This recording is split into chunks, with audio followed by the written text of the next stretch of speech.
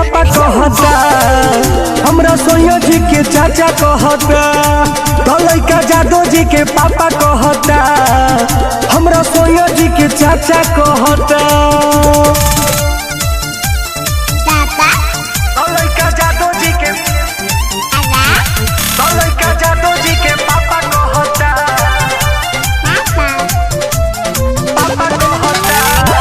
Kalika studio Ara.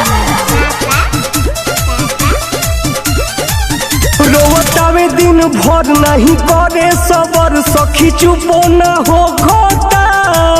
जब जाई टाटा काल दूध लेबे खटाल, खाली उनके के टोकता।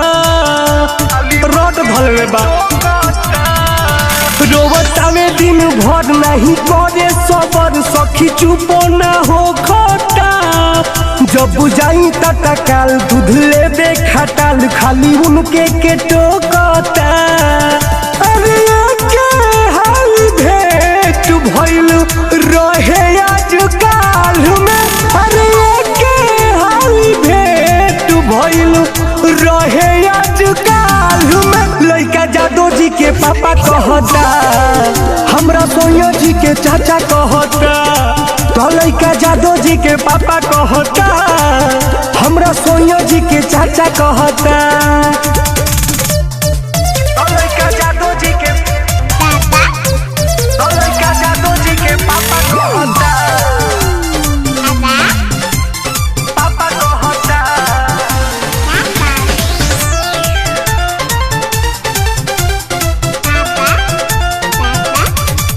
लगे खोल दी राज जान जाई समझ नई हर के खेला के।